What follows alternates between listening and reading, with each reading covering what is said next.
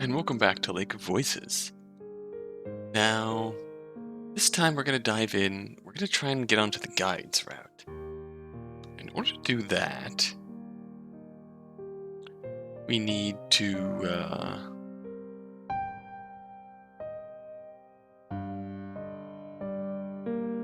avoid gaining affection with anyone in this case.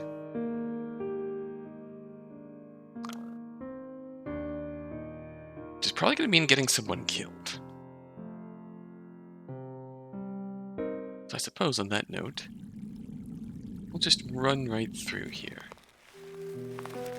See where this goes. So this gives us a point, I believe. Say nothing. We remain locked inside our own thoughts, not another word passing between us. And here comes the guide. We have to go. I believe you. Not seriously, to avoid melee points. Oh!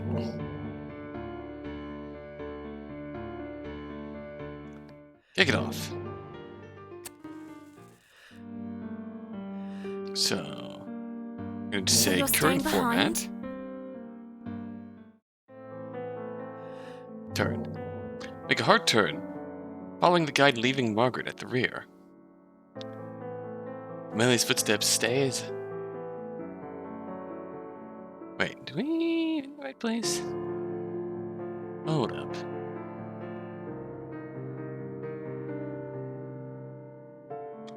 Okay, Margaret is left behind. I believe in this instance, if we wait and go back for Margaret, that gets us a point with Margaret. Melee's footsteps stay as loud as they were before. He's made the turn, as close behind me as ever.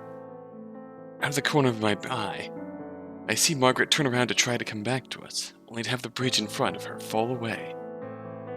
I slow down for a breath, feeling the impulse to turn back, but ignore it. There's no time. Margaret can make the jump, and then she'll rejoin us. Keep my eyes glued to the guide's back, ears perked for Margaret's footsteps approaching behind us. Then I hear it. Scream. Whip around, sliding to a stop. Margaret is sinking. The bridge she's on is sinking into the water. She's disappearing. She didn't jump. What are you doing? Margaret's head shoots up, her face drained of all color. Jump! She stumbles near the edge of the bridge, staring at the placid water of the lake.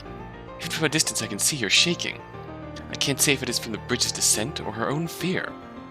She barely seems to remain standing. I swallow painfully. Margaret bends and tries to jump. She curves in a small arc, achieving more height than she should, and lands directly in the lake with a muted splash. Melee starts beside me, but I grab his hand and pull. We start running again, leaving Margaret flailing in the water behind us. You don't need to watch this. We both know exactly what will happen to her now.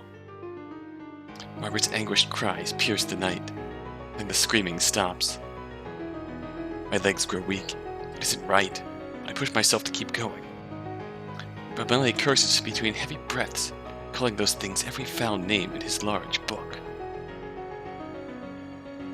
I try to focus on the pounding of my feet, but my brain won't cooperate. Instead, I imagine Margaret's terror as she's clawed to pieces by the Nixie. After everything I didn't help her, we left her in the dark. As the night wears on, her strength rapidly fades.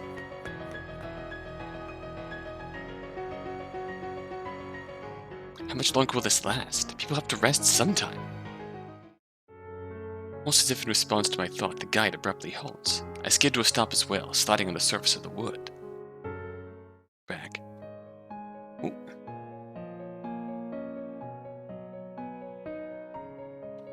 No! We can't just leave him here. Without light, it's certain he'll die.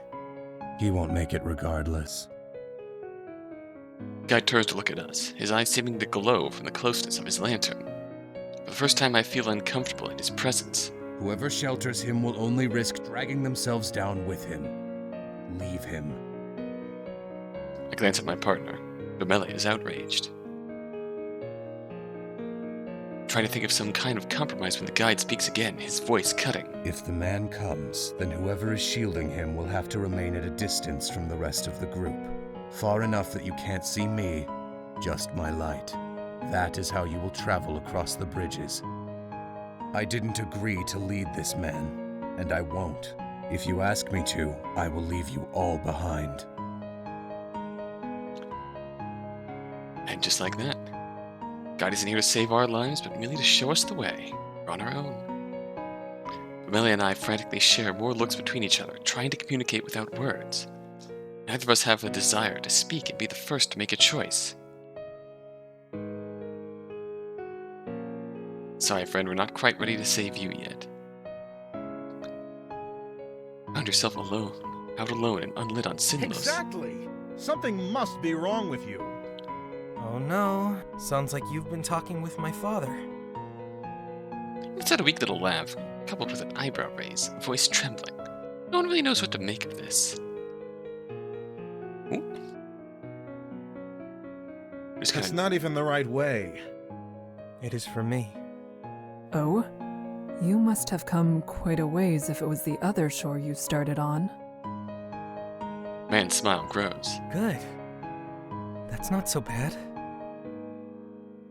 There is no response to this remark, unsure of what could be said. I still think he should come with us. A person needs a light, and the guide himself said he won't be able to manage on his own. Sticking with us is his best option. We have more room to accommodate him, so to speak, this time, but the guide wants to act as though there is no option. However, I could stay back with him. I put Pamelia and myself at significantly more risk, but at least this man will stand a chance.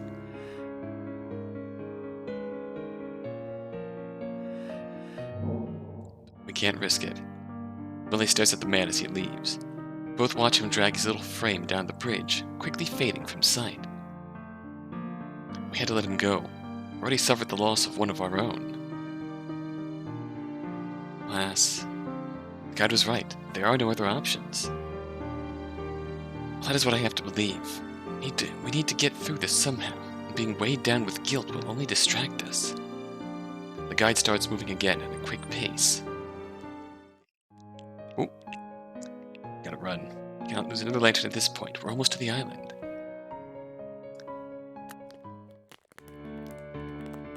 Oh, Willie and I managed to keep our ground, as does the guide. He presses on without even bothering to see if we were able to follow. Billy growls in frustration as we push to keep up with the guide's pace. This is where we burn the bridges. As our storm of feet thunder across the boards, a silver sliver begins to rise into view just above the edge of the water. It's there, going down. And now we made it off.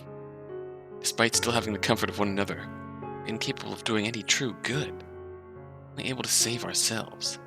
A quiet moment passes between us. Then the guide is there, moves so smoothly that his steps on the soft sand are nearly silent, and his dusky clothes blend with the thinning of the night. The sun will rise soon. The fire on the bridge is the only reason this island isn't overrun with prowlers right now. However, they could still pose a threat. Vermillion levels an empty look towards the guide. Is there something we should do? Oh, come. Guide takes us to an area a bit further inland, but not too far from the water. Pretty much. Skip ahead a little bit. Beside me, Pamelia is still fast asleep. The guide, however, is nowhere to be seen. I realize that I don't recall seeing him lay down with everyone. It's likely he left us hours ago. There is a creeping silence here. I cannot but shudder at the hollow, aching feeling inside me. It refuses to relent.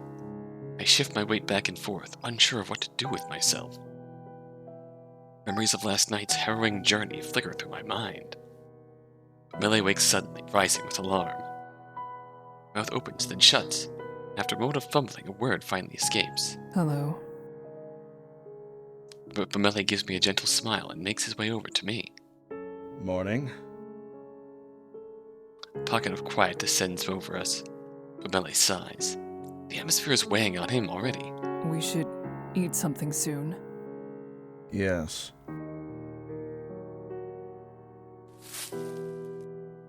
Oh, hello. A distinct rustling of the leaves around catches my attention. The guide appears, emerging from the thicket. Bamele glares at him as he makes his way over. The Nixie will not tread on land in daylight. However, being near the shoreline is still dangerous. If you leave the center of the island, remain cautious. Before the sun sets, I will be in this area. It would be wise to meet me here before nightfall. Why do you do this? Ooh. I sharply turn towards Bamele as he snarls and confronts the guide. If you had just let him follow behind us, if you had been there before, none of this would have happened. They didn't have to die.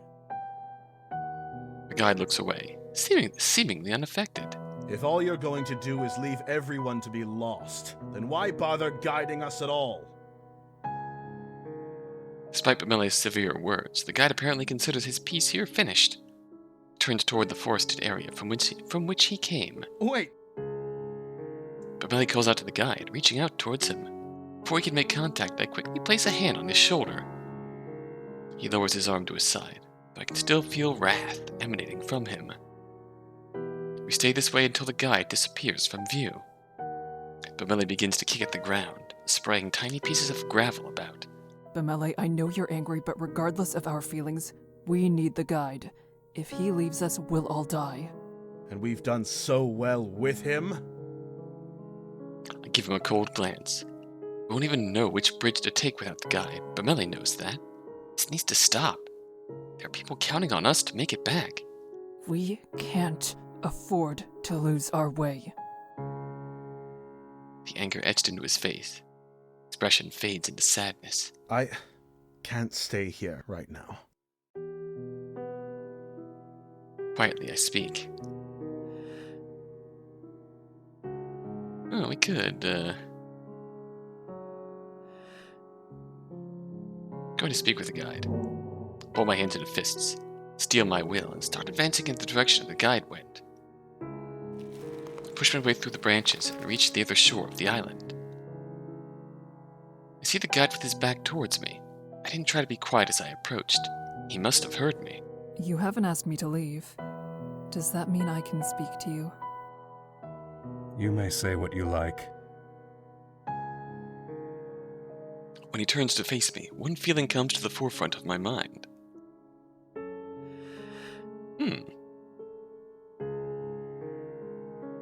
How did I get a save at the save screen? How did that happen? Sadness. I feel the tears well in my eyes. After all that's happened, people who have died, how am I even supposed to talk to someone like him? He does not even seem concerned. He does not seem to care about anything. Why can't I be more like you? My voice is soft, but by his raised eyebrow, it seems the guide heard me. I do not want to feel pain or sadness anymore. I am so tired. I wish I could feel nothing at all.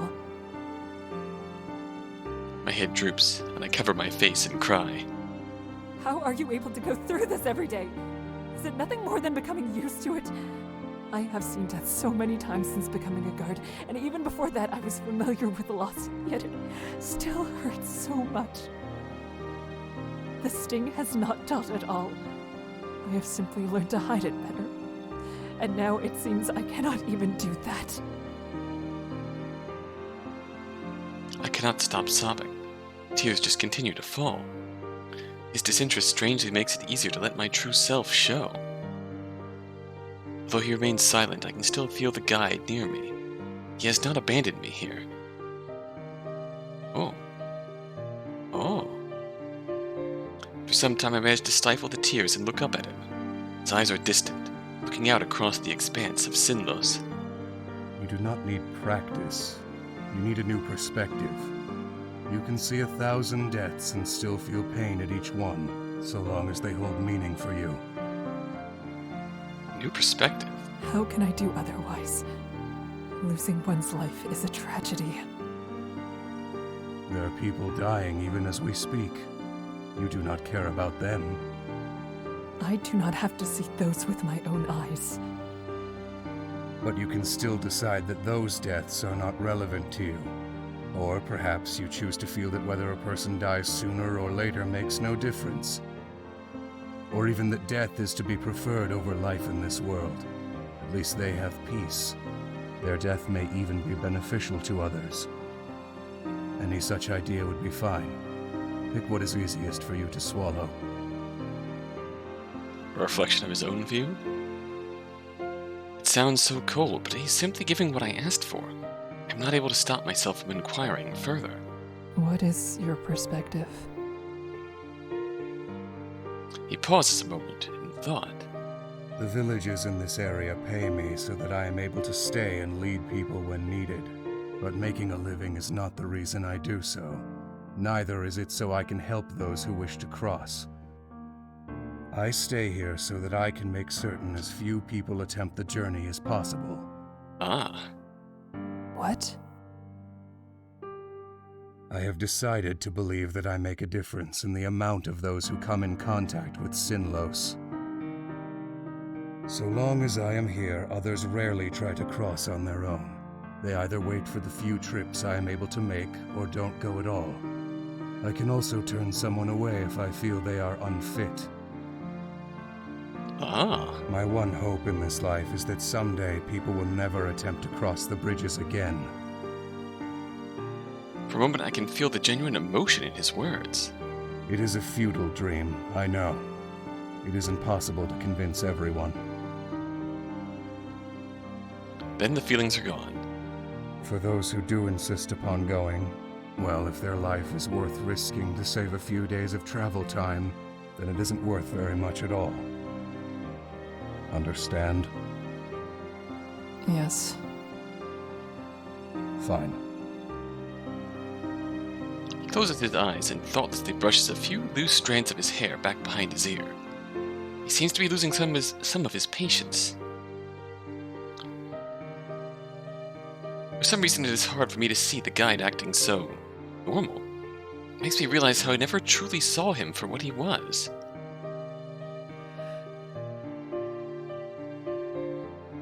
Let's save over my save file. Oh, That is not your responsibility. But he gives no reply. Wait, what?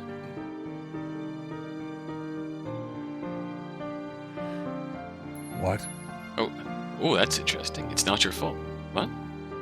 The guy turns back to me, incredulous. I didn't want someone to die. I didn't. My words get choked behind tears. But you're just a man. You cannot do more than anyone else. You cannot fix what is wrong with these bridges, or stop dangers from appearing, or make it so people will not have reasons to cross. You simply do what you can, like anyone else. I feel anger begin to mix with my sorrow. It is the world that needs to change, not you. No matter what choice you make, there will be suffering and hardships. I kind of... All this time, I said I did not wish to leave anyone alone. But I have done so from the beginning. You are not my enemy. The guide stares at me blankly. It seems as though he may be intentionally stripping himself of the human qualities he showed moments before. We are not allies either. We are merely two strangers, walking the same path. Regardless, I will be there for you. Again, he watches me without speaking. You should protect yourself. He moves from me to stare across the water. The conversation is over. No matter, I will be strong for both of us. I'm going to see how everything is on the island. As I turn and leave, I feel comforted that, at least in a small way, I understand the guide better. I head through the wooded part of the island. There isn't anything that could be called a path, but I managed to pick my way through the brush quite well. Oh, hi, Billy.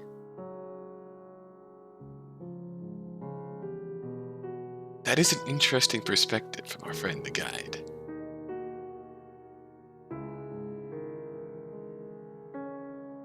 The fact that you obviously don't value your life if you attempt to cross Sinnlos. So, Why should I get broken up by your loss? Why should I let your loss affect me? Obviously, a mindset that's taken a long time to set it and stick. It has to be. Not something you just turn off overnight. But just interesting perspective that by having the attitude I have, if I can discourage people from attempting this journey, then I'm doing good. It's Millie. How are It's you being faring? Millie. Any problems? Everything is fine. I came to check on you. We're going to see a lot more of the island since this is our first time seeing the island without Margaret. How kind. I've calmed down since then. I'm glad to hear that. Is there any way I can help or anything you'd like to say? Raises an eyebrow at that, his grin becoming markedly playful. I didn't expect to see you so worried about me, Kika. I have to force myself not to avert my eyes at that comment, embarrassment flowing into me.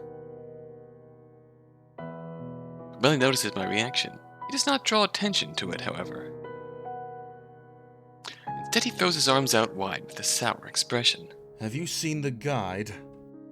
Yeah, we were just chilling. But Billy is clearly asking out of a sense of obligation. Makes no secret that he's not pleased to be discussing the guide. I nod in response. I saw him earlier. He is the same as always. Good, good. In that case, I'm going to stretch my legs for a bit. I feel stiff from standing in one place for so long. I bid him a brief goodbye, but Billy waves as he departs. I find that I've been pacing back and forth for quite some time. I finished my check a while ago, so now I have nothing left to do but aimlessly wander. Overcome with restlessness, this island may be safer than the bridges, but that is far from enough to ease my mind. Behind me, leaves rustle. I turn to face the noise with noticeable unease. What I see is the guide. I blink in surprise. I didn't expect to run into him. From the look on his face, he didn't expect me either. Hello again. Is everything well? Nothing has changed.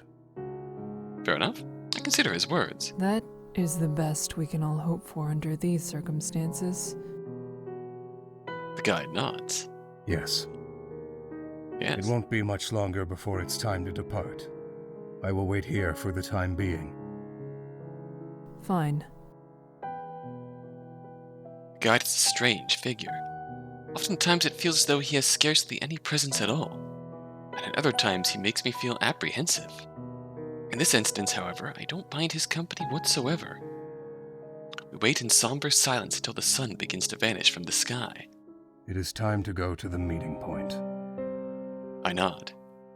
We walk together. The lack of conversation does not weigh on me whatsoever. There is nothing to say in this moment, and there is no nagging pressure to fill the silence. When we arrive, the spot is empty. The guide quietly gazes out into the forest. I find myself closely observing him. It surprises me how accustomed I've become to his ways. As I watch him, I feel a sense of resolve. The guide has made this trip more times than one can count. I need to remember that this is possible. We can survive.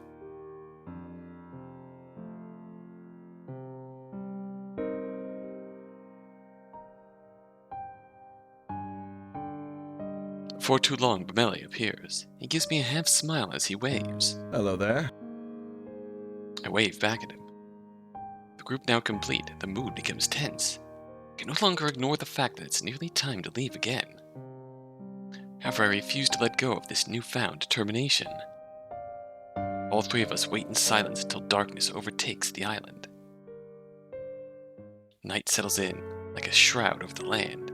Every inch of the world now covered in unrelenting darkness. Suddenly there is a gurgling. The water parts as the bridges of Sinnlos rise, powered by some unnatural force, creaking like they might fall apart. I feel an inexplicable pounding like a hammer in the back of my head, beating faster and heavier than my own heart. I clench my teeth to stop it from churning my stomach. We must go now.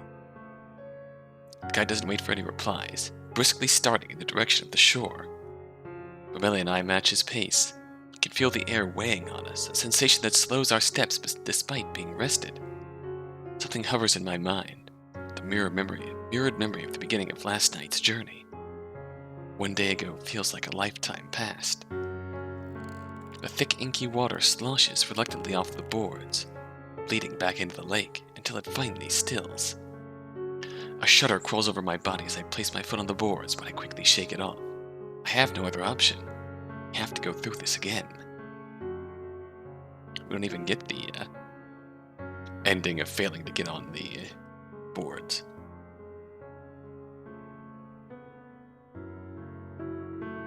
Without Margaret to play with fire. All tense as day-old corpses, we walk over the bridges in silence.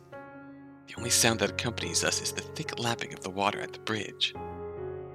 Babele stays close by my side with a sour expression on his face. He evidently has little interest in masking his disgust. I murmurs something beneath his breath, but it's inaudible. I decide not to ask about it. It wasn't meant for me to hear.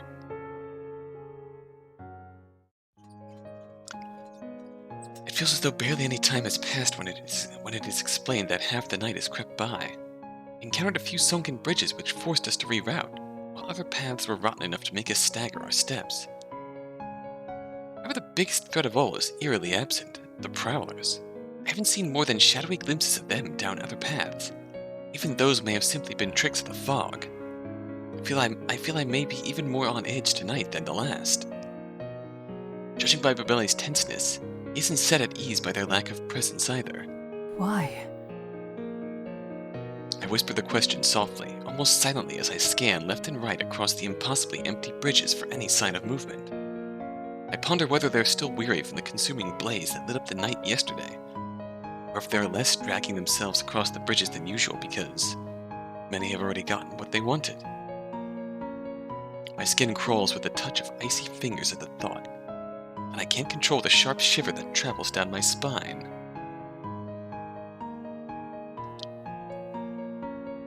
Babele catches my concern, and he brings himself closer to my ear. This isn't right. It shouldn't be nearly this easy to cross. Not after what we went through the other night. Could they be planning something? Babele lightly shakes his head. He speaks with suspicion in his voice as he peers at the guide ahead. I don't know. As time passes by, we continue to see nothing but more bridges and fog. Beside me, Babele is becoming more and more agitated the longer we go without disruption. I can read Babele well enough to know that his anger is still directed at the guide rather than the bridges themselves. It was my hope that he would be able to contain his feelings toward our lead until we had put this maze behind us. That is becoming unlikely. Resolved to step in before he grows too heated and there is yet another hazardous argument. Your concentration is clouded, Babele. What is troubling you? Surely you're already aware. It's him.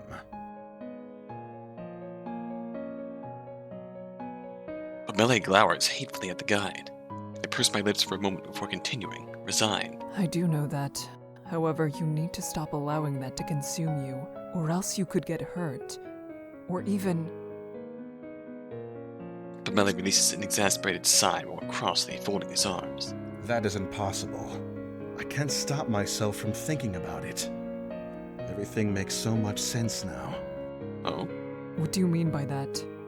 Recall yesterday. I asked him why he would lead others at all if he was heartlessly going to leave them behind. What if this is the reason? Before, we could scarcely escape these monsters, and now I can't even hear a whisper of one. What if they're already satisfied with what they've taken? Oh.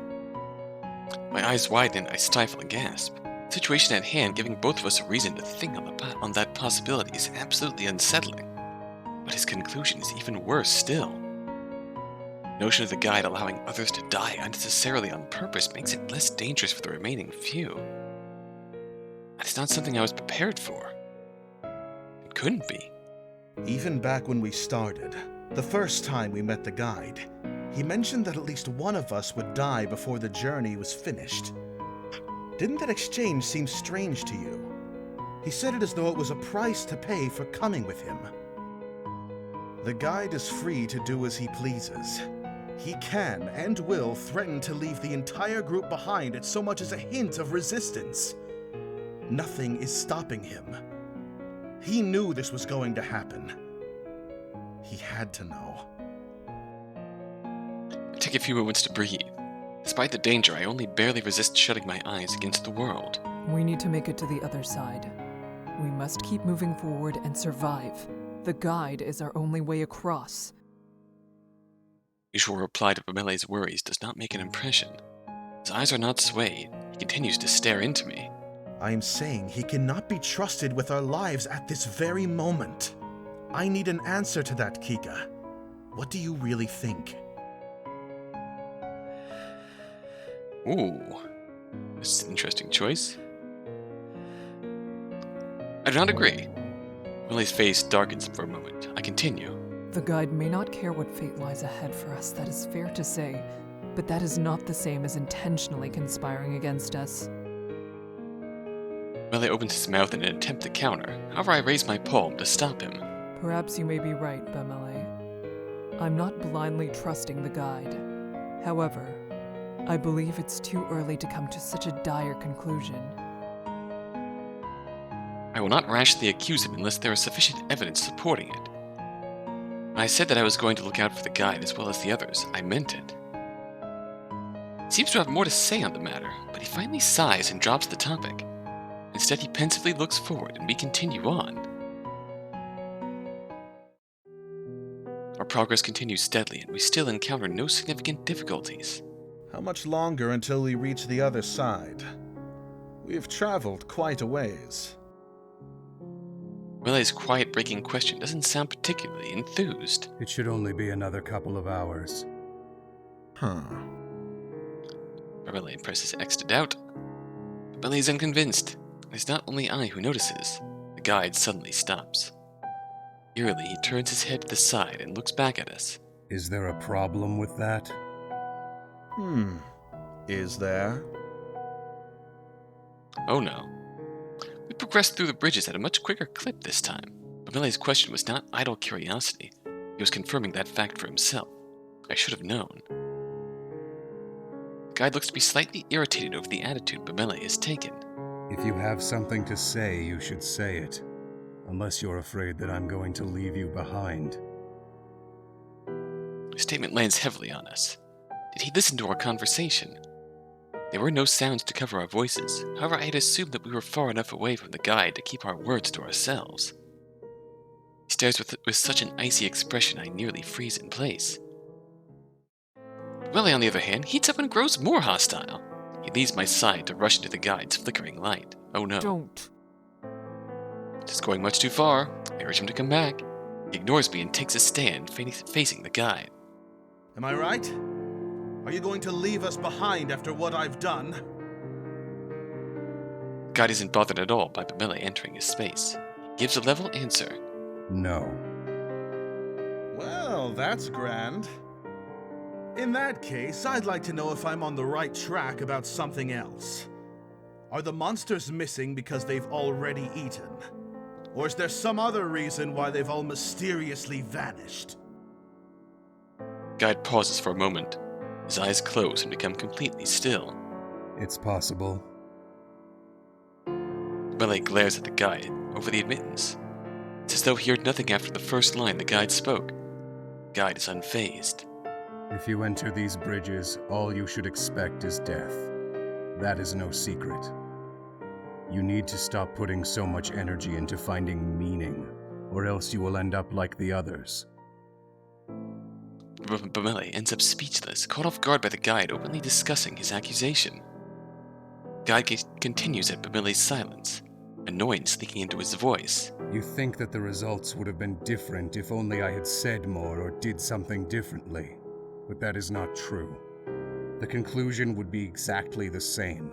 If Lou hadn't died when he did, he would have been lost at some other point during the trip. Lou? Lou? Yes, Lou was his name. I had spoken with him in the past. He wanted to cross the bridges. I had deemed him unfit. He was far too desperate and unprepared. There's no helping someone like that. Guide sounds even more agitated as he elaborates. Billy seems to be finished with being surprised. His anger reignites. If that's all well and true, why haven't you died yet?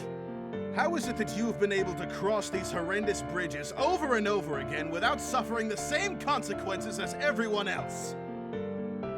Guide's face twists into a vicious snarl. Oh god, he shouts. I have died! Oh? I have no life to give. Everything I am, everything I could have been, was surrendered to this lake. That is the only reason why I'm able to stand before you now. I can show you the way, and I can give you advice on how to survive the perils you will face. That is all I'm able to offer. Is that not enough for you? What else do you want from me?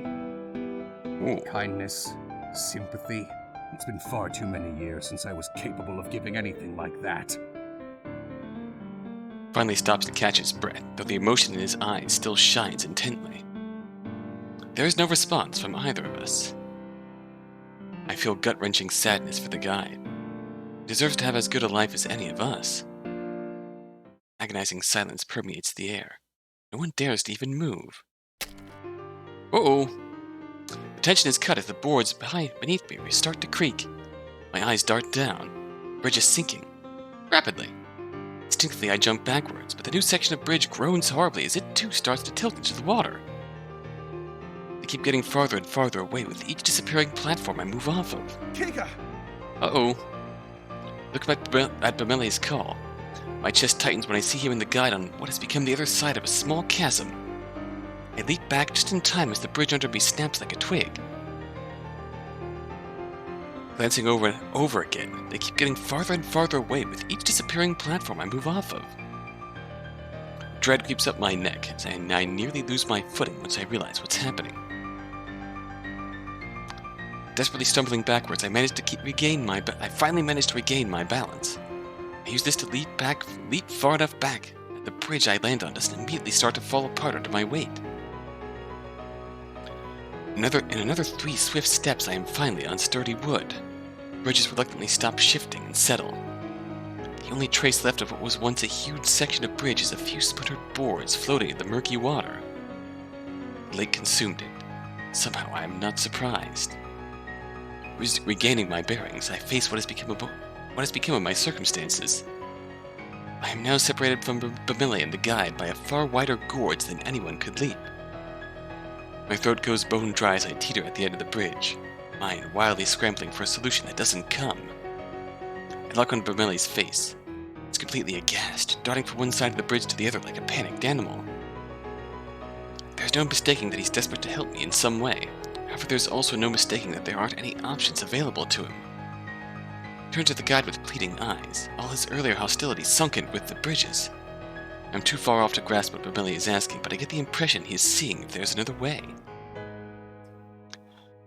The guide turns to me. He's completely cooled down from the earlier interaction, back to his same placid expression. The guide and I lock eyes. He doesn't release me from his gaze for a few heartbeats. Focuses back on Bamele, who is now gripped by him by the cloak. The guide says one word, judging from the look of pure terror on Bamele's face. I can only assume it was no. There's no way back to them. The guide frees himself from Bamele's grasp and continues speaking. Bamele still seems horribly shaken at his words. I barely see from here, but I think he's quivering. As I watch the two discuss my fate, unable to say anything, fear starts to crawl over me. My arms run cool, to cold, to freezing. It's not long before the rest of my body follows. I notice Bamele cover his face with his still shuddering hand. Guide's voice echoes loudly across the water, separating me from them. Go back and take the next bridge you come across that goes west. There may be enough time for you to find your own way. I blink, taken aback for a moment, before I quickly regain my composure. That's right, this isn't over. I still have my lantern with me. The prowlers are less active. If the guide says that it's possible, it could be true. I nod solemnly at his words and yell back. I'll meet you there! Don't wait for me! He bows his head, starts to slowly back away from the edge. Billy pulls his head from his hand to look at me. Even across the water, I can tell that he's crying. I smile forlornly at him. As the wind whips against my back, I speak softly. You need to go. There's no way he could have heard me, yet I'm confident that the sentiment got across. I spin on my heels and run back the way we came, searching for the bridge the guide said to take. I can only hope that we all safely reunite before this night ends. I spare a brief glance behind me. However, there's not a trace of them, or even the dead end I was stranded at. The painful contracting of my heart, I realize that I am truly alone now. Quickly, I shake off the thought and refocus my attention on what's in front of me. First branching of the path comes into reach. I slow down to a calmer pace and begin my progress down the western bridge. It'd be reckless to consider going against the guide's directions. Walk at a moderately brisk pace, not wanting to risk tripping or running out of energy in a moment where I need it. If the eeriness of the lake was disconcerting before, now it is overwhelming. The blizzard-like fog drifting over the waters limits my vision to the span of my arms. The utter silence was a comfort, despite how otherworldly it felt, but the whispering of the lake has started to stir now. I gulp despite myself. They've noticed me. As their chattering grows, I consider briefly if the others hear them as well, or if they have come out specifically because I am on my own. I straighten my back and walk more surely. I cannot let them believe I am an easy target. I even consider keeping my sword in hand. It doesn't seem entirely likely that they would realize it was something that could hurt them. To keep my mind from wandering in dark places, I count my steps like I used to in training. 1, 2, 3, 4. Despite my best efforts, things are starting to get to me. My worries wash over me, causing painful twinges underneath my clothes that make me jerk and twitch like a fly-bitten horse. The whispering, inhuman voices, the feeling of vulnerability, the horrible thought of being hopelessly lost all melded together is consuming me. My pace breaks from the steady rhythm of my counting set, and quickens more as I start to succumb to fear. My brisk steps turn into long, frantic strides. Something within me whispers, "Faster, go faster, don't let them catch you." And I listen. I break into a run. Like moving on landmines, flashes of fear explode in my mind and drive my feet harder, faster, stronger along the path. Till suddenly my sense of reason returns and I stop dead. My chest rises and falls with deep, heaving breaths as I try to calm myself down. Monsters erupt into an inharmonious chorus of what sounds to be wicked laughs. I fight the urge to shout back at the creatures. This feels like a nightmare I will never wake up from. Take another breath and resume my measured progress. It's difficult to tell how much time has passed. Must have been hours, however, judging by how much energy I've expended. Since the time I recomposed myself, I have not stopped walking for a second. Despite how much distance I've put behind me, the twisting route still feels endless. Weave through the labyrinth, not allowing myself to dwell on the whispering creatures hidden below my feet. Ooh! Suddenly, from out of the nothingness, a faint light appears in the distance. It floats peaceably through the fog, as if beckoning me towards it.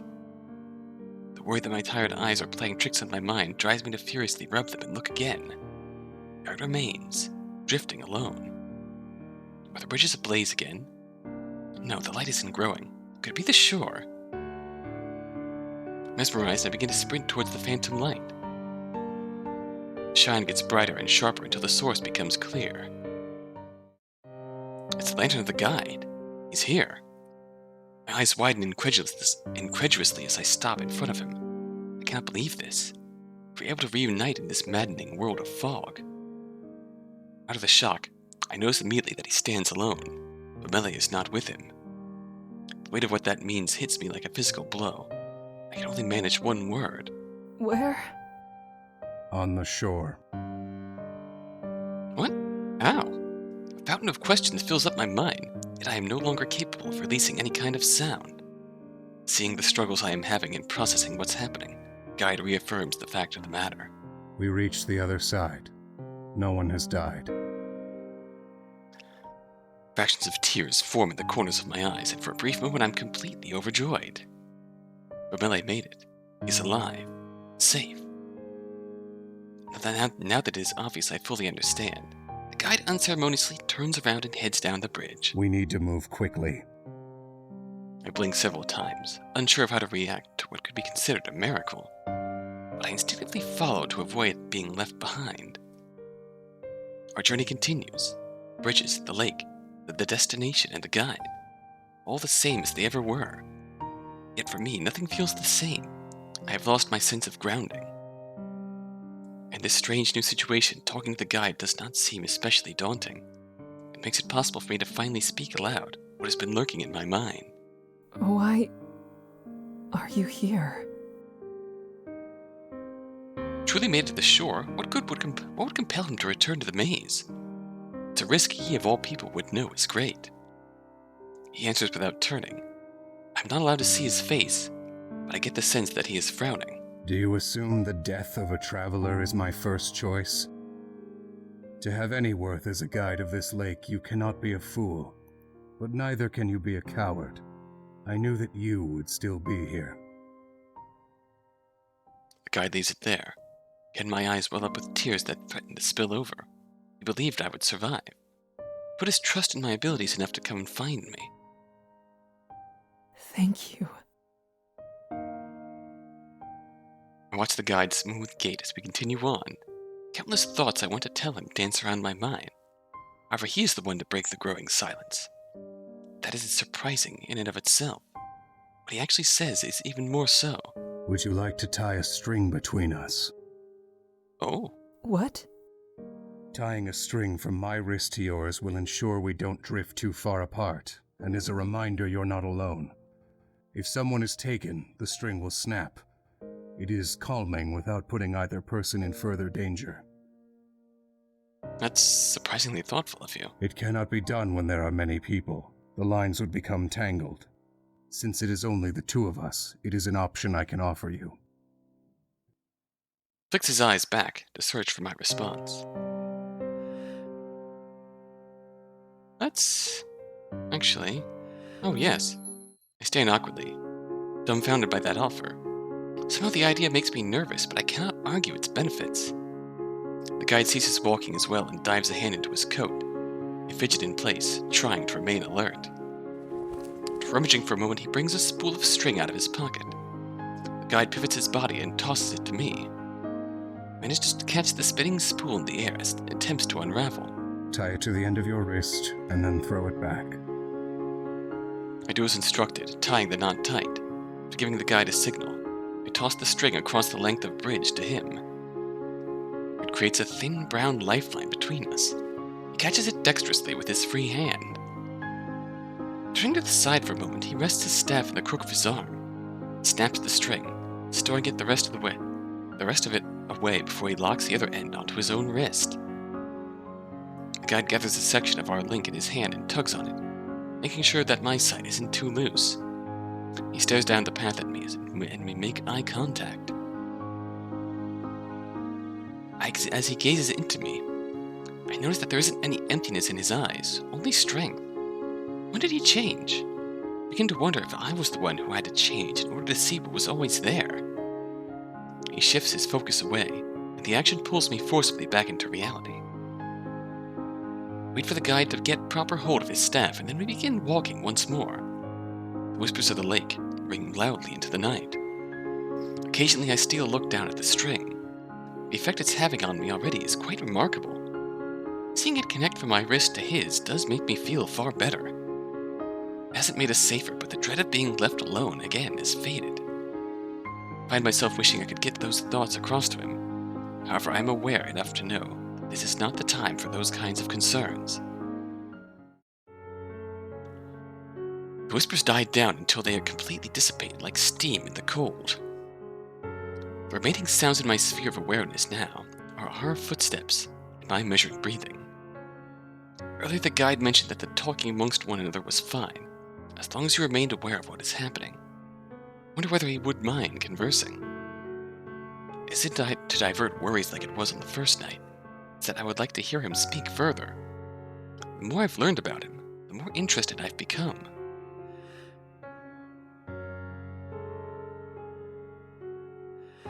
Guide? Yes? Yeah? Is it still appropriate to speak? If so, I would welcome a conversation with you. He is silent for a time. The anticipation wraps itself taut around my neck as I wait for his reply. I have a name. What? At the beginning, when I explained that silence was not necessary, your first comment was asking my name. I lied then. I do have a name. I find myself at a loss for words. It's such a small thing, and yet it feels momentous. He has a name. Lied to me about it. Is admitting to the lie he got away with. And he remembered my question even through the chaos. Without persuasion, he unveils more. I do not wish to share it. Explaining why is also undesirable. Thus, I've come to tell others I simply don't have one. Avoids a difficult discussion. It's surprising how easily others accept something as unusual as not having a name. Despite facing away from me, I feel this last line was spoken through a smile. Still, it is admittedly quite strange. Even if someone is unnamed at birth, there is nothing stopping them from choosing their own. I grow red-faced at how that never occurred to me all this time. It wasn't degrading, but pointing that out may have just been an intentional jab at my expense. He does not speak further, and the delicate pleasantries between us evaporate. His silence isn't the sort caused by a lack of topics. Rather, it's pensive. He's thinking on something. I wait for him. I'd rather let him finish his thought than the rush to fill the void with just any words. And he does finish. It is easier to leave someone calling for help when they aren't pleading to you with your name. Ah, that is also a good point. Back of my mind, I worried it had to be something like that. Don't bother asking him the obvious burning question. If he wanted me to know, I would have said it. He's still afraid to give me his name. I go with the next option instead. How long have you been known as the Guide? I cannot say for certain. The past is something of a blur to me. Keeping count of time is difficult when so little changes on Sinnlos. I imagine it must have been several years. Guide couldn't be significantly older than I am. Such a large part of his life belongs to this lake. Try to give the dour thought a positive light. Very few would be able to manage that position with so few years behind them. You are highly talented. Just like my father. Ah. Oh, this is a turn in the conversation that I had not expected. I recall hearing many similar comments back when I spoke with those who knew Garvin. Garvin the Exemplar led his people to so many victories. He is a genuine hero to my village. I admit, it is curious to speak with his progeny. You're not. I am not Garvin's son. He would tell you so were he still alive.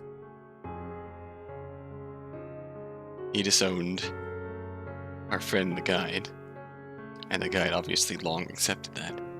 I flinched at his words and immediately regret mine. I spoke so brazenly. It was nothing but thoughtless. I ready apologies, however there isn't an opportunity to even open my mouth before he adds more. I know that when I was very young, I had no one to help me. I was to take care of myself.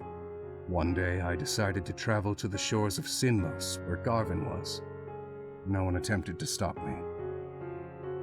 After many years on the battlefield, Garvin claimed territory in the area and founded villages. He wanted to understand the mystery of the bridges, or perhaps find another way to cross. To him, the dangers were a new fight, a new purpose. He was deeply wrong. Sinnlos is far more than that. There was a presence residing in the lake that they didn't truly understand at the time. I didn't like what was happening. I tried to convince Garvin and his men to break their encampment and move on. And is this when Garvin... It was at first assumed that I was merely a strange, overly fearful child from one of the nearby villages. However, with my persistence in getting him to go somewhere safe and the way I looked, it didn't take long for the rumors to start. Garvin did all he could to snuff out the belief that I was his child. To this day, I wonder if that was the reason he refused to listen to me, or anyone else who began to think leaving might be for the best. After several weeks of investigation, Garvin walked out onto the bridges as he had done many times prior. He brought with him a long rope which he tied to the dock. Usually he was able to return from his brief trips without any issue. However, that night, he never returned. His men pulled in the rope and found there was no one at the end. The rope was slashed through. That was when the creatures got their title, Nixie. The loss of Garvin the Exemplar was significant. Many years passed before any large effort was made to approach the lake again. During that time, I retreated from the public eye. It would have been too much for me to hold on to what Garvin left behind. Impossibly big shoes to fill. That life wouldn't last, for eventually interest in Sinnlos as a connector between villages on opposite sides was ignited. I could not ignore it. I made my return to society to continue what I started. Despite Garvin's view on me, everyone from the original endeavor recognized me as his son. I was allowed to be directly involved as a member of the group. There were new attempts to cross the bridges. I was the first to survive it.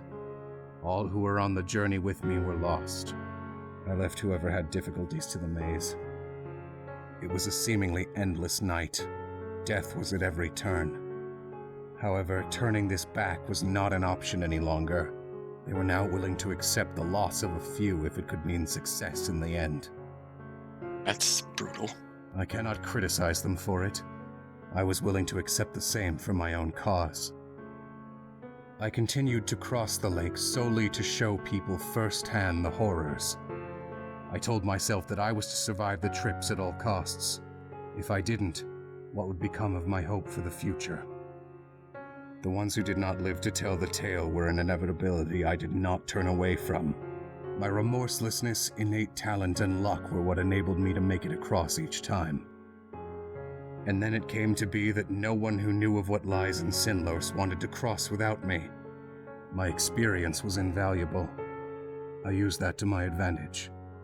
They wanted a way to cross the lake, and I could give it to them. I took my position as a guide, and the rest of the group returned to protect their villages from the many other threats that plagued this land. It was considered a success. Wow. Guide shakes his head, ending his story. I have trouble responding immediately. It is much to take in. Eventually I do manage to respond. I appreciate you sharing all of that with me. There's a sigh. It has been too long since I have explained myself to anyone. What happened then should not be a mystery.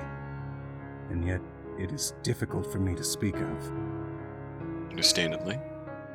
He doesn't say anything more. However, I get a forlorn impression from him. I can see a whisper of it in his eyes briefly before he turns away.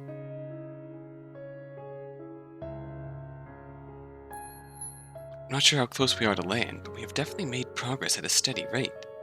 I find my vision drifting towards down to the string between the two of us. It delicately sways to the rhythm of our steps. It eases my mind.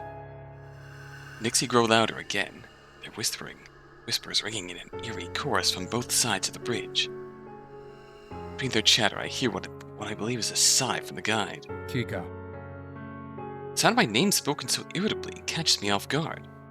Despite how serious he seemed at that moment, the guide doesn't continue further. I wait. Still not another word. It's unusual for the guide to second-guess himself in such a way. At a loss for how to react. Does he of all people need encouragement to continue? Or would it merely be an annoyance? God.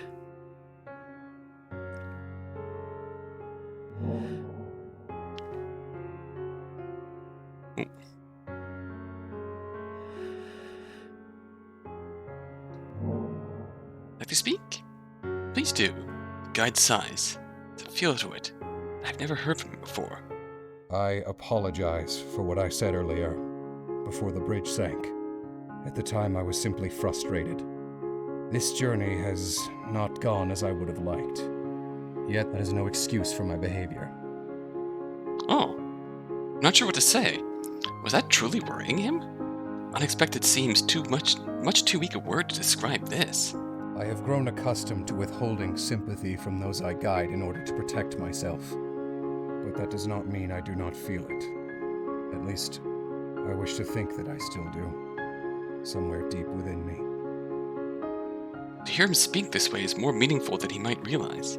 It reflects my own mindset. I was gonna say, they really are way more similar than you might have expected. I assumed that was the case.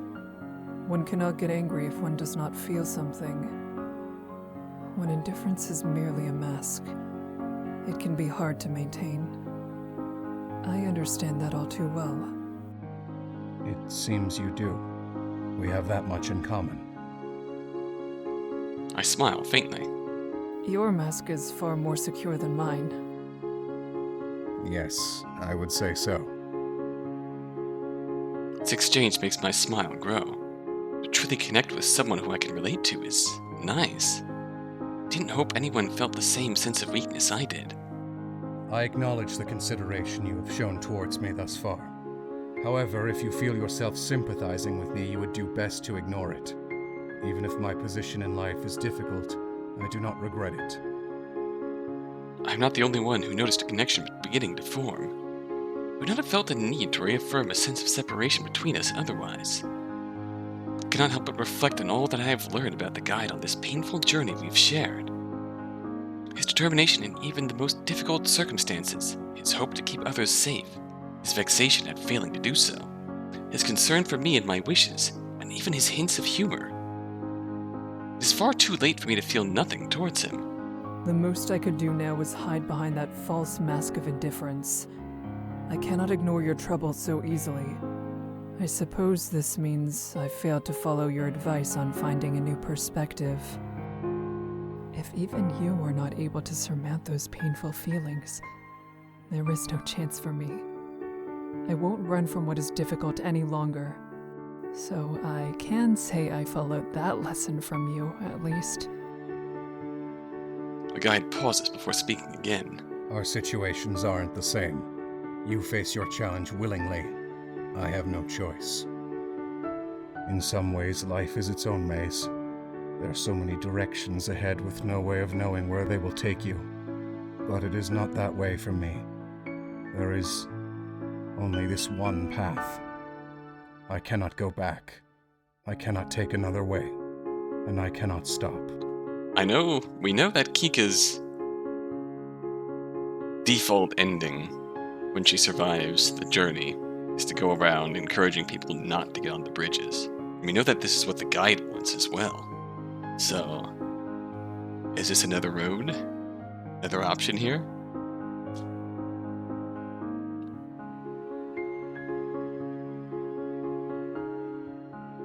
Because that is true, I will continue to walk forward on my solitary bridge until the day I die here on this lake. I wonder if those who pass find peace at the end after all. I hope they do, for my own sake. I know it's entirely not explained, and that's perfectly alright for what is essentially a free game. Not gonna go full into the mythos and detailed explanation of the origins and the curse of the lake and the Nixie themselves, but it's just my personal fan theory that if you get pulled into the lake and killed by the Nixie, you become one yourself. Which would mean that any death here is not peaceful, but his voice remains strong, but does not hide the sadness and loneliness from me. That's just my personal theory. That's no way related to anything confirmed in-game. That's just me. His voice remains strong, but it does not hide the sadness and loneliness from me. It's a desperate justification for the way he's spent his life to this point, and how he intends to use his remaining time. I don't need to be convinced. He should not need to tell himself such words either. You would make a very fine guard, and in your own way you are. My hope is that you're proud of all you've done these many years. You deserve to be. Thank you.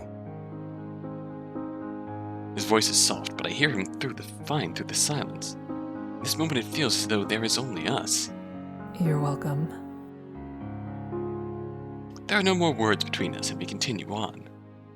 Occasionally I catch sight of a prowler down another pathway. That is the closest to danger we come. Light begins to filter through the darkness, illuminating the fog. We're going to run. We can still make it. I tense at his words, but nod firmly. There is no gradual increase of pace. The two of us dash down the bridges frantically as the sun rises higher and higher. The silhouette of land comes into view in the distance, and the end of the bridges practically rushes toward us. Oh shit! Seconds later, we are free of them. I feel my feet plunge into the sandy shore. I nearly collapse as we get away from the waterline. I struggle to catch my breath. The guide lightly crouches, using his staff to support himself. He still takes a moment to reassure me, explaining through gaps that Bamele could not remain here on the shore because it would have been too unsafe. My legs quiver below me, and as the adrenaline rushes out of my body, I rest quietly for a few moments, taking time to allow my breathing and emotions to settle down. Despite my exhaustion, I feel touched as I'm reminded by just how much the guide risked coming back out to find me. I am so grateful to have reached this far, and I am just glad that he survived. Tears begin to stream down my cheeks. The guide straightens himself out with one more deep breath. I smile at him as we catch eyes. I'm amazed when he, ever so slightly, returns it. Ah! Oh! The sight is enough to rob me of my better judgment. I close the remaining distance between us and wrap my arms around him. His eyes widen and he stiffens in my embrace. I rest my head gently against his shoulder and begin to cry anew. Between my sobs, I manage to speak. We made it. Yes. I hold on to him for just a little longer, reveling in the joy that it's finally all over, and we're both all right. I'm aware that I'm lingering, so I let go of him, making sure to step back some at the same time. He in turn puts even more distance between us. The guide pointedly looks away in a manner that can only be seen as bashful. I start to feel heat rise to my cheeks and likewise look away. I survey our surroundings instead. My thoughts slowly begin to format themselves properly. Since Bamele is not here, I should reunite with him at Himer, village we were assigned to. Inevitably, my mind also drifts to those who did not make it here, the ones that no one will be able to see again. A sinking feeling grows in the pit of my stomach. The guide's nervousness has calmed, and his cold glare has returned, as sharp as it ever was. He speaks to me with a distant tone. You cannot stay. Even if we've left the night behind us, this place is not safe. And now there is nothing here for you. Leave. Stand up straight. Stalk straight and turn to face the guide directly. Grabs hold of the thread that has been connecting us all this time and snaps it. The symbolism of that gesture is not lost on me. When you leave, I ask that you share your experience with those who might wish to cross the lake. Let them know the toll it takes. I cannot say this to most because they may question my commitment, but I do not believe you will. That's if true. you are willing, I would like to have your support in my foolish dream of keeping others away from Sinnlos. Regardless of how he delivered the message, I am moved by the sincerity of his words. I will. I will do whatever I can to ensure no one I know takes the journey. He gives me the barest hint of a smile. Acutely aware of the terrible circumstances surrounding this experience, it drags my spirit down again. Still, if the guide can smile and thank me, I should at least reciprocate. Turns his gaze downwards, the faint smile having not yet faded. I hope that his goal will be achieved one day. I teeter in place uncomfortably. Finally, I steel myself and take a breath to force my words out. I'd like to see you again. One day. You can't. His response is immediate and severe. That reaction doesn't surprise me, nor does it put any kind of damper on my determination. I won't attempt to cross the bridges. I will only come to meet you. His expression tightens slightly. And when will you do so? While I am asleep during the day so I can guide at night? When I am on the island during a crossing? Or will you attempt to have a discussion with me while travelers are waiting to begin what will likely be their last journey? With each question he poses, his frustration grows. I match his expression with a hard stare of my own. I will find a way. There is no way. You have to move on. Life does not exist as long as you remain in Sinnlos. It is a purgatory residing on the edge of death. Then what about you? You deserve a life of your own, same as anyone else. I don't understand. He merely shakes his head. It is too late. The dead cannot be revived. And he already sees himself as dead. As if to illustrate his own point, the light drains from his face and it becomes an image of emptiness. Leave this place and never come back. Please. I curl my fingertips into tight fists. He only wants to do what he believes is best, what's necessary, but still. I cannot accept that. He's furious for the briefest moment. And the anger melts away and he sighs sorrowfully as he presses his forehead against his staff. The guide's eyes slip closed, and he seems to be at a loss for what to do. I stand firm in place, though say nothing further, allowing him to gather his thoughts. After a few moments, he speaks without moving anything but his mouth. I am not one who is skilled with words. I have had endless difficulties convincing people to listen to me in many situations. However, you have seen for yourself what Sinnlos is. Why won't you leave? What do I have to do to make you understand that there is nothing you can gain from returning and so much you can lose? His voice is steady and level, yet I sense desperation driving it. There is something. You're here. I've come to know you during this journey, and I cannot simply leave you behind. Enough has been lost already.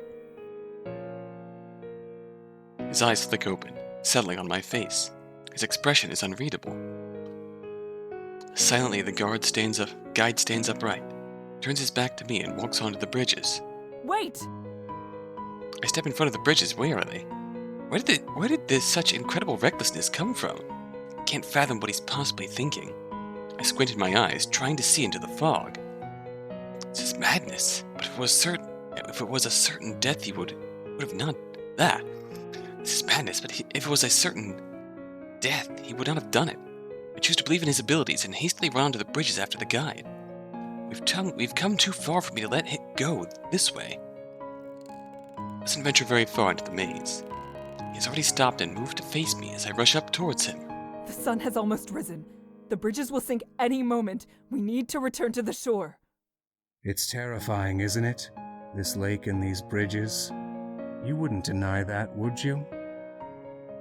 I purse my lips together. It's impossible to guess where this is going. But I can deduce the result he's aiming for. Still, I have to answer honestly. No. I can admit that being on these bridges and near the lake like this is frightening. I also am aware that those fears are grounded in a real threat. Neither of those are enough to make me forsake you. You already have. Eh? I look at him, baffled. Sinnlos is what created me. Who you see would not exist without this lake. I am reflected in it. On the surface, we are cold and unsettle those around us. If you peer any closer, you will only find darkness and ugliness. You have to leave before you are lost to our heartless depths forever. Do you understand? I don't want to hear any more from you. I can't stand listening to it. I bite back sudden, violent tears. He shouldn't have to do this. Nothing has forced you to stay here. You have legs that could take you far away from this place. You choose to stay because you want to make a difference. It isn't the same. I know that you will never allow yourself to leave no matter the circumstances. Not after everything you have sacrificed. But why does that mean you have to be alone? I can't see that as the only way. I stop, puffing as I catch my breath. His only reaction is looking at me with a listless expression, vacant as the fog. Go back to the shore. I won't. Not unless you come with me. You understand these bridges far better than I. If it is safe enough for you to stand there, then it is safe enough for me as well. His annoyance with me is clear. He's practically rolling his eyes. Much prefer this to how he was only moments before. Can't you understand that I do not want you here? I wish to have no connection with the world I am separated from. He's very much trying to drive us away at this point, more so than the past when we didn't have formed this connection with him. My path is narrow, dangerously so. You're not aware of the weight your intrusion would truly have. But I can assure you, it will only cause us both to suffer unnecessarily. He opened his heart to us just a bit in the course of this journey, and now he's coming down hard to get her far away. Is it out of a fear of opening his heart further? Fear of opening his heart and losing her to the lake afterwards? A fear that opening his heart would put himself at risk too? I've said that I will do what it takes. We can fix what goes wrong or find a way to counteract it. Opening his heart would cause the weight of everyone who dies out here to come crashing down upon him. Cracking that mask that he spent so many years building and putting in place. His reply is scoffing, almost a laugh at how ridiculous the statement sounds to him. There is no solution, only consequences. Any strength of yours is meaningless if I am weak, and I am much too weak. If I allowed you into my life, I could not properly act as the guide any longer. It would be the end of everything I've done. His words claw against my skin, painfully urging me to just stop this, yet I cannot. His life has been traumatizing. He's been alone all this time, and now remaining lost seems easier than reaching out to another person. It would be shameful if I abandoned him because it may make my life simpler. Then I will shoulder the consequences for the both of us. You do not have to fear. He stares at me with what I can only assume is disbelief. So, this is what matters to you? My face softens a bit. I don't want to give in. Why? It is a simple question. He has every right to ask it. I still wish he hadn't. I do not know if I am capable of explaining it in any satisfactory way. Because I'm sure it must be possible so long as I'm willing to try. And because you should not have to forego happiness. And because I care about you. Much as I wish not to, I have to look away when I make my declaration. I understand that Sinnlos has done much to shape you into the man you are today. What I cannot believe is that it is everything. In the same way you have a name all your own that you keep hidden, I know you are more than the guide. Tentatively, I look up at his face. He is far closer to me now. There's concern written over his features, or possibly even pain. I say nothing more. I'm not able to. He looks down at the bridge that leads further into the lake, with frustration rising to the surface again. He mutters something to himself. Even with the sun's light continuing to pour over these bridges, I remain standing in front of him, no intention of leaving. He seems to be grappling with what that means. The man with the secret name turns to face me once more. He appears deeply worn in with exhaustion, but he is smiling at me. I can't see why you would make such a choice, but I accept it. I don't have another option. And I am ready now for this to stop. Cautiously, he reaches his free hand towards me, places it over my hand, holding it. I wince in shock from what is happening. Despite my confusion, I don't move to push him away. I want this behavior. I want him to realize it is okay to reach out to me. Seeing that I haven't rejected his touch, he tugs me in a little closer to him. I am glad you shared your uncensored thoughts with me. You are admirable in many ways. That is true. I try not to look as bewildered as I feel, my heart racing for far different reasons than usual. It becomes even harder to articulate words. You are admirable as well. Aw. He lightly chuckles. My heart lifts, elated to hear him laugh. I feel a reality where he smiles more often could come to be. As quickly as I can think, his expression shifts to dark. Time to run.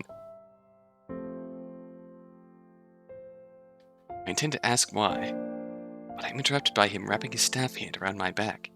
Softly, he rests his forehead on mine. I freeze at the sudden intimacy. I suppose it is only fair, considering what I did previously. Slowly but surely, I find myself relaxing into his embrace. Eyes closed with his. We should get off these bridges now. I'm tired. This has been a long journey. We can rest. Yes, we can. Suddenly the world is tilting forwards. What? I snap my eyes open. Oh, what? The guide is falling backwards toward the edge. He smiles, keeping his firm embrace of my torso. My mind races wildly, madly, hopelessly as I try to do anything to stop our descent. We're a second above the water. We crash through the surface of the lake, our bodies nothing but two dead weights locked together. I try desperately to at least get a breath out. We plummet down faster than I can handle, leaving me choking on the thick water. Oh no. It presses in from every possible side, weakening me as we sink down. It grows darker as we descend further into the lake. My throat and chest burn so horribly I think I'm on fire from the inside. I can feel the water around us begin to move, squirming and slippery. The Nixie must have noticed our presence. Everything is a mess of shadows and blackness. Faintly through the thick water and blurring vision, I see pale bright spots pop against me. It's the guide. His figure in the water is the very last thing I see as I feel the force pulling me. One more thought floats through my waterlogged mind as his form is taken further away. I was wrong. I never truly understood how he felt, not even for a moment. Complete darkness envelops all my senses.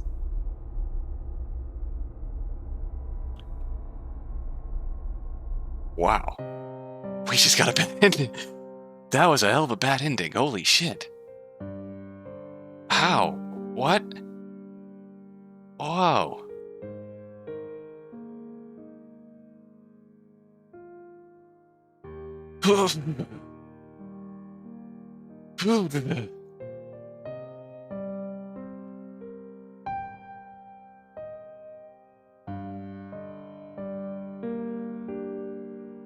I am honestly... Oh. Did we get... Is it possible that we got too intimate here? And got too pushy near the end and died? Like, we really did push the issue a bit much. I did, like, one of the choices that got him talking more.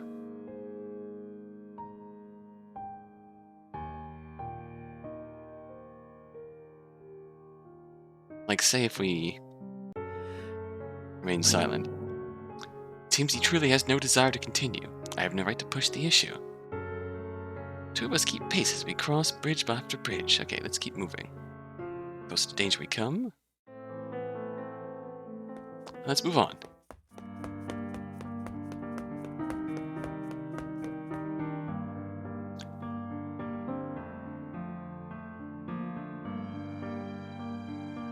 This place will never come back, please. Okay. I stare at him hard before lowering my head. I shouldn't be doing this. I'm being unreasonable. Doesn't matter what I would like for the guide. It is his decision. All I'm doing is being selfish. I'm sorry. That was out of hand. He doesn't answer me. I look up from the ground, my face serious again. I will inform the village I'm heading to and my own that the bridges are not to be crossed. He looks into my eyes for a heartbeat before nodding, satisfied with my answer. Goodbye. Thank you for your guidance. I am grateful. My voice drops to slightly above a whisper. Be safe. He doesn't react to the request. Wait for a moment, then start walking into the forest. There's a lump in my throat. I know that once I step away from this lake, I will never see him again. In fact, it's a painful gouge in my chest. We were with each other for only a short time, but I cannot deny that he has had a greater effect on me than almost anyone else I have met. I allow myself to look back one last time. Ah. The guide is looking at me with a quiet, solemn expression. Watching him stand all alone on that shore, appearing the way he does, he seems lost. But it is abundantly clear that this is his honest wish. That somehow makes it all the more heart-wrenching. Only he can save a person from Sinnlos. There is not anyone who can do the same for him. I desire nothing more than to do something to stop this lake from taking so much. I finally believe I understand him in some small way. However, we have separate paths we must follow, and they cannot meet again. I turn forward and again and walk with purpose, further and further away from the cursed lake and the brave guide who dwells there. Oh, alas! Solemn heart, I at last arrived at Hammer. Grateful to see me, for it was a desperate situation indeed. Apparently my mind was occupied with other matters, Darth Adol, Hammer's own guards, or the lake. Verley was of great help during the fight. Shadows from his eyes, he had forgotten what he went through. Distance not a positive familiar ending. Nor could I miss the distance that had grown between us. He spoke fewer words to me, and I never gave him that many either. But he seemed stronger than I had seen before. I admire his will. Receiving payments for his services, the guide must give a report of all those who both succeeded and failed to cross the lake. The name and fate of Margaret soon became known in Hammer. I added that she was an intelligent, thoughtful person and urged them to show respect for her passing. I hope that one day I will have the opportunity to go to her hometown and give my own proper respects. His retelling of events had little to say of Lou. I know that is because he was not meant to be there. He was never one to open up. But it still saddens me to face how I never truly got to know who he was. I only pray that those who cared for him will learn the truth of what happened. I worry about when I must return home to my usual life. It will be difficult to continue as things were before. One thing I know for certain is that my village elder must be told that no one is to cross Sinnlos again. I've already told the Hammer leaders the same. Not a single person should have to experience what we did. Its darkness will remain with me for the rest of my days. Though so much was lost, I try to believe that our lessons will keep others from suffering the same way, and in the end, something will be gained. Oh? After arriving at my homestead at the end of this long journey, I decided to take a chance. I requested an audience with my leader and presented a letter to give to the guide when he next makes a report. He graciously accepted my request. Later I was informed that the guide did indeed receive the message. He gave no response, either positive or negative. I cannot be sure if he does not mind or simply does not care. He may not have ever even read my letter. But I want the two of us to remain connected, even if in just this small way. I cannot give in after all, it seems. Something in me feels he wasn't too caught off guard that my stubbornness extends this far. Until he orders I cease communications entirely, I will keep him in my life, no matter how distant, while sharing a window into my own. All the while, I will continue to support the secret wish he keeps, the one that I now share. Oh, we got an achievement called Lost? I will admit that got me good. In that I did not... That was a really interesting series of conversations we had there. And, I did not expect that seeing all the possible conversations with the guide would lead to a bad ending.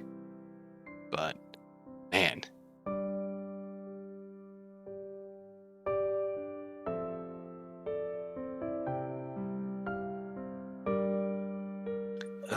That ending.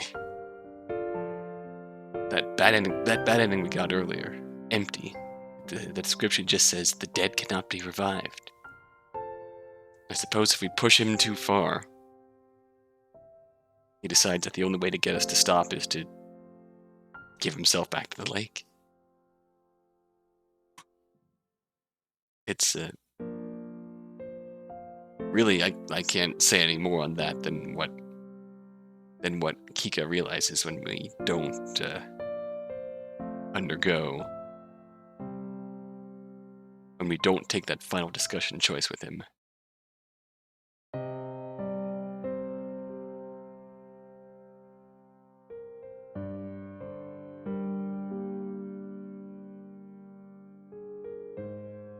When we don't push him to let us stay, to leave, to let us in.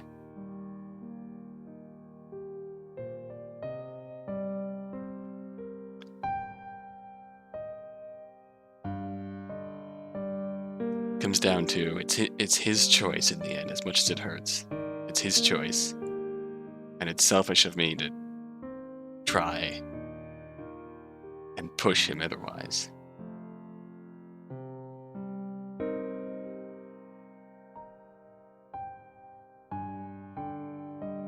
If it's any indication, the good ending achievement called Connection, it just says the only path.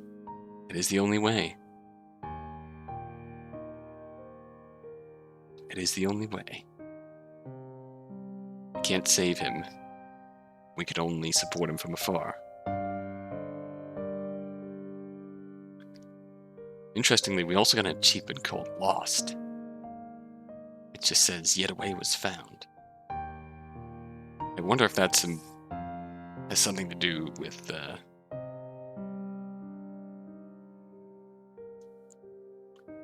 I suppose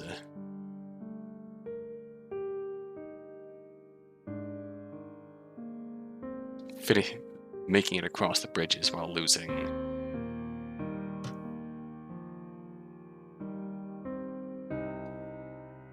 more than one person. I'm not sure.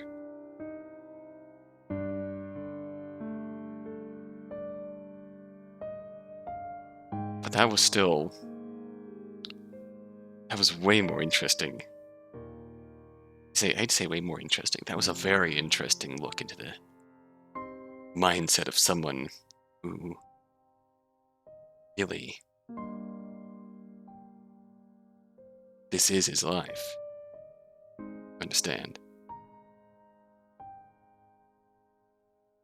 The kind of work you have to, the kind of labor you have to go through just to mentally survive making this journey for years. You do end up having to push that shit down.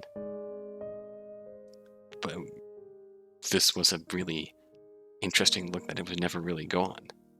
He doesn't want people to die out here. He wants them to see how harsh the journey is if they do decide to go. And he wants them to never come back.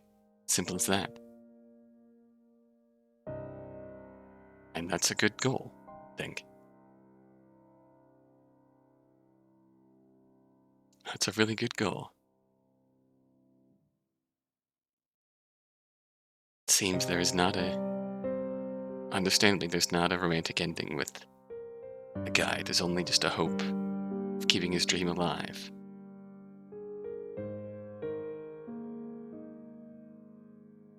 Not like with Bemele or Margaret. All that's left is to really finally